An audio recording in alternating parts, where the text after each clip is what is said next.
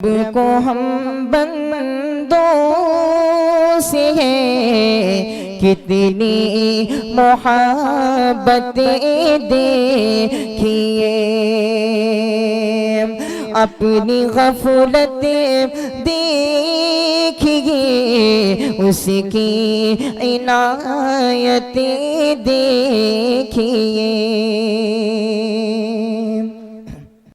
अस्सलामु अलैकुम वरहमतुल्लाहि वबरकातुहू। नहमदुहु व नुसल्ली अला रसूलिहिल करीम, अम्मा बाद। फ़अऊज़ु बिल्लाहि मिनश शैतानिर रजीम, बिस्मिल्लाहिर रहमानिर रहीम। यरफ़इल्लाहु अल्लज़ीना आमनू मिनकुम वल्लज़ीना ऊतुल इल्म दरजात। व क़ाल अल्लाहु तआला फ़ी मौज़िइन आख़र वरत्तिल कुरान तरतीला। स्टेज पर तशरीफ फरमा बावकार अज़ीमुल मर्तबत हम सब के बुजुर्ग, आज के इस अज़ीमुश्शान इजलास के सदर मौलाना मोहम्मद मूसा सल्फ़ी हफ़िज़हुल्लाह, स्टेज पर तशरीफ़ फरमा मौलाना अब्दुल वली साहब सल्फ़ी हफ़िज़हुल्लाह, मौलाना अबरार अहमद साहब इस्लाही हफ़िज़हुल्लाह, और इसके अलावा स्टेज पर बहुत ही अजीम नामवर शख्सियतें मौजूद हैं। हमारे लिए ये इंतहाई खुशी की बात है कि जनाब मौलाना मास्टर सिराज अहमद मासूम साहब ने जो दरख्त लगाया था, आज उस दरख्त का फल हमारी आंखों के सामने है। मास्टर साहब ने प्राइमरी दर्जात से शुरू किया, जूनियर, हाई स्कूल और इंटर तक पहुंच गए। साथ ही साथ इनके दिल में यह एहसास हुआ कि बच्चों और बच्चियों को कुरान के साथ साथ हिफ्ज़ की तालीम दी जाए और एक ऐसा उस्ताद यहाँ रखा जाए जो बच्चों को तजवीद के साथ कुरान पढ़ाए, हिफ्ज़ कराए। अल्लाह का शुक्र है कि अभी आप हजरात के सामने मास्टर सिराज अहमद साहब ने बताया कि तकरीबन 50 बच्चे और बच्चियों ने इस इदारे से हिफ्ज़ की तकमील किया है। एक छोटा सा गांव जहां से इतनी बड़ी तादाद में बच्चे और बच्चियों ने अपने सीनों के अंदर कुरान को महफूज रखा, ये बहुत बड़ी चीज़ है। आप जानते हैं कुरान की अहमियत क्या है। अल्लाह रब्बुल आलमीन ने कुरान मजीद के बारे में 66 जगह कुरान का जिक्र किया है।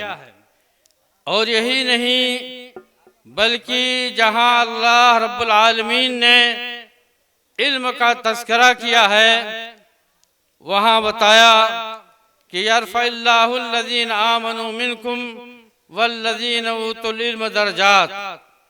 अल्लाह ताला उन लोगों के दर्जात को बुलंद फरमाता है जो ईमान ले आए और ईमान लाने के साथ साथ इल्म हासिल किया।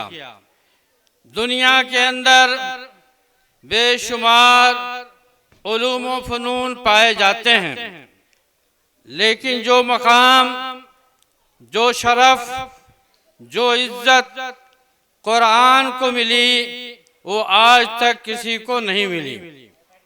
आप खुद सोचिए कि एक हाफिज़े कुरान 5 वक्त नमाज पढ़ाता है, ईदैन की नमाज पढ़ाता है, और उस हाफिज कुरान के पीछे बड़े बड़े ओज़रा, बड़ी बड़ी शख्सियात, बड़े बड़े ताजिर, बड़े बड़े प्रिंसिपल, बड़ी बड़ी हस्तियां उसके पीछे नमाज पढ़ती हैं। ये मकाम है एक हाफिज कुरान का। इसीलिए अल्लाह रब्बुल आलमीन ने कुरान मजीद के अंदर इरशाद फरमाया, अर्रहमान अल्लमल कुरान। रहमान ये अल्लाह की सिफत है, और उस जात ने लोगों को कुरान सिखाया। और अल्लाह रब्बुल आलमीन ने कुरान के ज़रिए से हमें वो इज्जत दिया, वो मकाम दिया कि हम उसका तस्वुर नहीं कर सकते।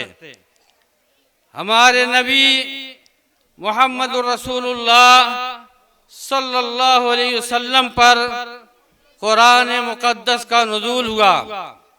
ओ नबी जो सारे नबियों में सबसे आला, सबसे अफजल हैं, जो खातमुन नबीयीन हैं, आपके बाद कोई नबी दुनिया के अंदर आने वाला नहीं है। उस नबी पर कुरान मुक़द्दस का नुज़ूल हुआ। और ये कुरान सिर्फ हमारे नबी मुहम्मदुर रसूलुल्लाह सल्लल्लाहु अलैहि वसल्लम पर नाजिल होने की हैसियत से अहमियत नहीं रखता है, बल्कि अल्लाह रब्बुल आलमीन ने कुरान को नाजिल करने के लिए जो महीना चुना वो रमज़ान का महीना है। साल में 12 महीने होते हैं। उन 12 महीनों में सबसे अफजल, सबसे बेहतर, सबसे बरतर महीना रमज़ान मुबारक का महीना है। अल्लाह रब्बुल आलमीन ने कुरान का नुज़ूल इस माह मुबारक में किया। जैसा कि सूरह बकरा के अंदर अल्लाह रब्बुल आलमीन इरशाद फरमाता है, शहरु रमज़ान अल्लज़ी उन्ज़िल फ़ीहिल कुरान। रमज़ान का महीना ओ बाबरकत महीना है जिसमें कुरान का नुज़ूल हुआ। और रमज़ान का महीना ये 12 महीनों में सबसे बेहतर। और फिर इस माह मुबारक के अंदर अल्लाह रब्बुल आलमीन ने एक रात रखी है जिसे शबे कद्र कहा जाता है। ये रात 1000 महीने की इबादत से बेहतर है। अल्लाह रब्बुल आलमीन ने कुरान के नुज़ूल के लिए उस रात का इंतखाब किया। जैसा कि सूरह कद्र के अंदर अल्लाह रब्बुल आलमीन इरशाद फरमाता है, इन्ना अंज़लनाहु फ़ी लैलतिल क़द्र वमा अदराका मा लैलतुल क़द्र लैलतुल क़द्र खैरुम मिन अल्फ़ि शहर। बेशक हमने कुरान मजीद को लैलतुल क़द्र में नाजिल किया, शब क़द्र में नाजिल किया। आप जानते हैं लैलतुल क़द्र क्या है, शब क़द्र क्या है।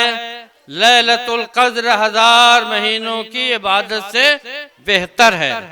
तो अल्लाह रब्बुल आलमीन ने कुरान के लिए रमज़ान का महीना चुना। अल्लाह रब्बुल आलमीन ने कुरान के लिए लैलतुल क़द्र जैसी बाबरकत रात का इंतखाब किया। अल्लाह रब्बुल आलमीन ने कुरान को जो नाजिल किया वो उस नबी पे नाजिल किया जो तमाम अंबिया और रसूल में सबसे अफजल और बेहतर हैं।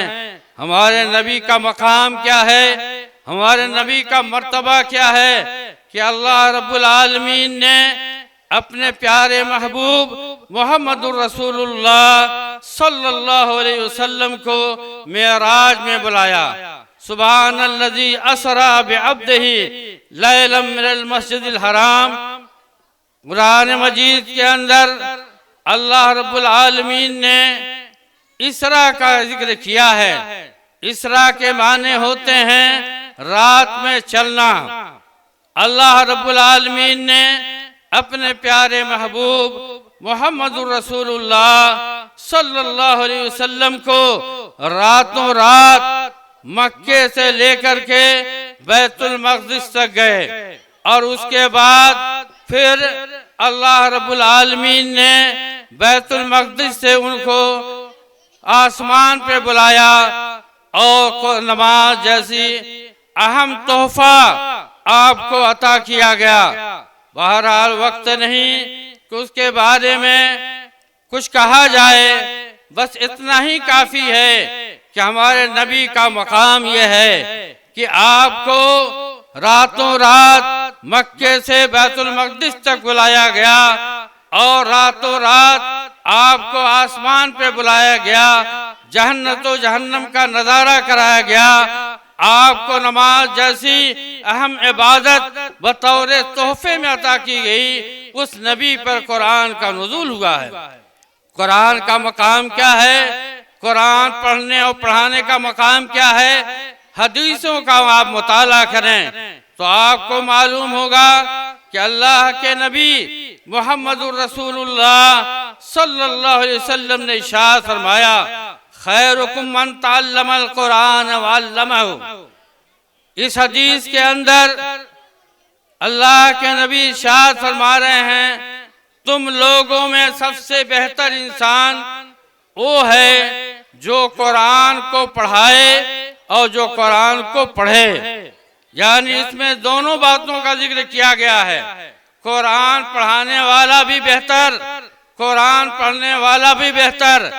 अब जरा आप सोचिए कि आपने अपने बच्चे को मदरसा सिराजुल उलूम में भेजा और कारी साहब जो मऊ से चल करके आपके बंदी में आते हैं, जिनका नाम हाफिज सईदुल्लाह अंसारी है, ये बेचारे कितनी मेहनत, कितनी मुशक्कत, कितनी परेशानियां झेल करके पूरे साल आपके इस गांव के अंदर आते हैं और आपके बच्चे और बच्चियों को तजवीज के साथ कुरान पढ़ना सिखाते हैं और फिर उन्हें हाफिज बनाते हैं। तो जाहिर बात है इस खैर के अंदर हाफिज साहब भी आते हैं और आपके बच्चे भी आते हैं। खैरुकुम मन तअल्लमल कुरान व अल्लमहु।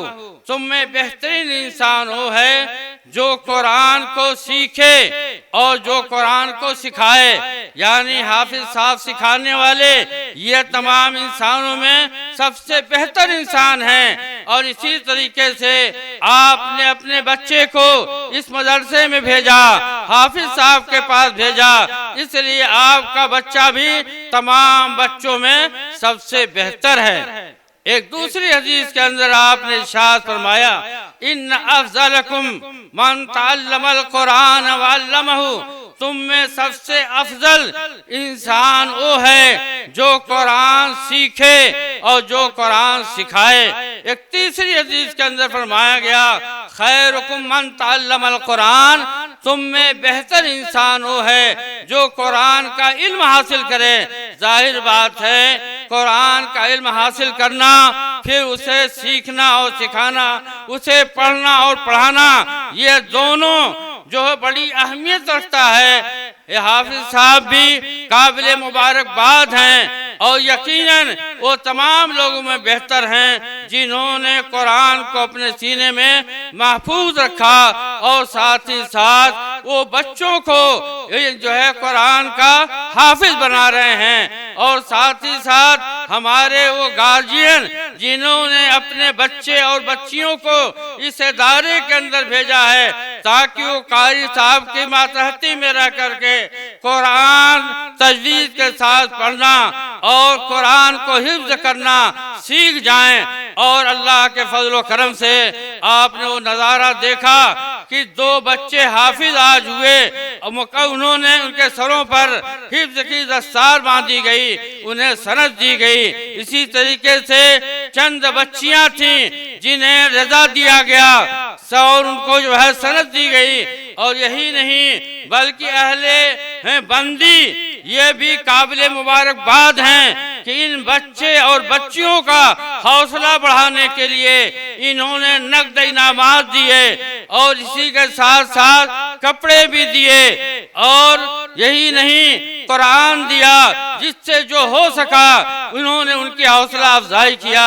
मेरे भाइयों, किसी की हौसला अफजाई करने से उसका मन बढ़ता है। अगर आप किसी की हौसला अफजाई करेंगे, उनको इनामात से नवाजेंगे, आप उन्हें कैश दें या सामान की सूरत में दें, बच्चा कितना खुश होगा कि मेरे इल्म से मुतासिर होकर के आज मुझे इतना बड़ा एजाज मिला है। लेकिन उससे बड़ा एजाज कुरान का हिफ्ज है, इससे बड़ा एजाज दुनिया के अंदर कोई नहीं है। ये एजाज इतना बड़ा है कि गोया अल्लाह का जो कलाम है उस कलाम को इस बच्चे ने अपने सीने के अंदर महफूज किया है। अल्लाह के कलाम को जो याद कर ले और जो कुरान को पढ़े और पढ़ाए, उससे बड़ा कोई नहीं हो सकता है। मेरे भाइयों, इसीलिए हमारे नबी मोहम्मद रसूलुल्लाह सल्लल्लाहु अलैहि वसल्लम ने इरशाद फरमाया कि जो लोग कुरान का इल्म हासिल करते हैं उनको चाहिए कि कुरान पर वो मुदावमत करें, उसकी पाबंदी करें। अगर पाबंदी नहीं करेंगे तो कुरान उनके सीनों से तेजी के साथ निकल जाएगा। ऐसा निकल जाएगा जैसे कि ऊंट रस्सी में बंधा हुआ हो और रस्सी को तोड़ करके भाग जाता है, उससे कहीं तेजी के साथ कुरान हमारे दिलों से निकल जाएगा। मेरे भाइयों, सोचने का मकाम है, अगर हम पाबंदी के साथ कुरान को पढ़ेंगे नहीं, याद नहीं करेंगे, तो नतीजा ये होगा कि ये कुरान हमारे दिलों से निकल जाएगा। और जब हमारे दिलों से कुरान निकल जाएगा तो अल्लाह के यहाँ जैसे हम इनाम के मुस्तहिक होते हैं कुरान याद करने की वजह से, वैसे हम अज़ाब के मुस्तहिक होंगे कुरान भुला देने की वजह से। इसलिए मैं बच्चे और बच्चियों, कान खोल कर सुन लो, कुरान जो तुमने अपने सीनों में महफूज रखा है उसकी हिफाजत की जिम्मेदारी अल्लाह ने लिया है। अल्लाह ने क्या फरमाया, इन्ना नहनु नज़्ज़लना ज़िक्रा व इन्ना लहु लहाफ़िज़ून, बेशक हमने कुरान को नाजिल किया है, हम ही उसकी हिफाजत करने वाले हैं। कुरान से पहले तौरात आई, इंजील आई, ज़बूर आई, सोफ़े इब्राहिम और इसके अलावे बेशुमार धार्मिक किताबें दुनिया के अंदर पाई जाती हैं। लेकिन सबसे ज्यादा अगर कोई किताब पूरी दुनिया में पढ़ी जाती है तो कुरान पढ़ा जाता है। इसी तरीके से पूरी दुनिया में अगर हाफिज मिलेंगे तो कुरान के हाफिज मिलेंगे और किसी किताब के हाफिज आपको नजर नहीं आएंगे। ये एजाज है और अल्लाह रब्बुल आलमीन का वादा है कि हमने कुरान नाजिल किया है, हम उसका बंदोबस्त करेंगे, हम उसका इंतजाम करेंगे। और कुरान का इंतजाम अल्लाह ताला ने कैसे किया है? अल्लाह रब्बुल आलमीन ने इस तरह से किया है कि हर मुसलमान बच्चा पहले अपने बच्चे को कुरान पढ़ाता है। जब कुरान पढ़ लेता है तब उसे मकतब में भेजता है या स्कूल में भेजता है। गोया हर मुसलमान का बच्चा कुरान पढ़ने वाला है और रोजाना कुरान की तिलावत होती है। रोजाना 5 वक्त नमाजों में कुरान की आयतें पढ़ी जाती हैं और हर साल रमजान के महीने में तरावी के अंदर कुरान सुनाया जाता है। यानी इतनी कसरत से कुरान पढ़ा जाता है कि इतनी कसरत से दुनिया की कोई भी धार्मिक किताब नहीं पढ़ी जाती है। ये कुरान का एजाज है। इसलिए मेरे भाइयों, हमने कुरान को हिफ्ज किया है और तजवीज़ के साथ हिफ्ज किया है। हम अपना मामूल बनाएं कि रोजाना एक पारा 2 पारा जरूर उसे हम पढ़ा करें। और इस तरीके से जब हम मामूल बना लेंगे तो कुरान हमारे दिलों से नहीं निकलेगा। और दूसरी बात यह है कि जब रमजान का महीना आए तो हमें इस बात की कोशिश करना चाहिए कि हमें तरावी पढ़ाने के लिए कोई मस्जिद मिल जाए। अगर आपको मस्जिद मिल जाती है और उसमें आप मेहनत करके कुरान सुना देते हैं तो कुरान आपका महफूज रहेगा। हमारी बच्चियां जिन्होंने कुरान को हिफ्ज़ किया है, मैं उनसे भी कहूँगा कि वो घरों के अंदर औरतों को इकट्ठा करके उन्हें तरावी की नमाज जमात के साथ पढ़ाएं, ताकि उनके अंदर भी हौसला आए कि हमारी बेटी ने कुरान हिफ्ज़ किया है और आज हम उनके पीछे तरावी की नमाज पढ़ रहे हैं। उन्हें खुशी होगी और जब उन्हें खुशी होगी तो उस घर की दूसरी बच्चियां भी हौसला रखेंगी, वो भी कुरान पढ़ने और हिफ्ज़ करने का जज्बा रखेंगी। यकीनन लायक मुबारकबाद हैं इस इदारे के मैनेजर साहब यानी मास्टर सिराज अहमद और इस इदारे के जिम्मेदारान, इस इदारे के असातिज़ा, और इसी तरीके से लायक मुबारकबाद हैं वो तमाम गार्जियन जिन्होंने अपने बच्चों को भेज करके हाफिज़े कुरान बनाया या कुरान की तालीम मुकम्मल दिलाया। और लायक मुबारकबाद हैं इस गांव के तमाम हजरात जिन्होंने दामे दिर में सुखने हर तरह से इस इदारे का ताउन किया। और मैं उम्मीद रखता हूँ कि आने वाले दिनों में ये लोग अपनी फैयादी इतनी दिखाएंगे कि आज ये हिफ्ज़ का शोबा मस्जिद में चल रहा है, कल उसके लिए एक नई बिल्डिंग तामीर होगी और उसके अंदर शोबे हिफ्ज़ मुंतकिल होगा और हिफ्ज़ की तालीम वहाँ दी जाएगी। इन्हीं चंद कलमात के बाद मैं अपनी इब्तिदाई की कलमात ख़त्म करता हूँ और मैं चाहूँगा कि हमारे स्टेज पर ज़ी इल्म शख्सियतें मौजूद हैं। हमारी तो ख्वाहिश थी कि उन लोगों से हम बहुत कुछ सीखें, लेकिन कबल इसके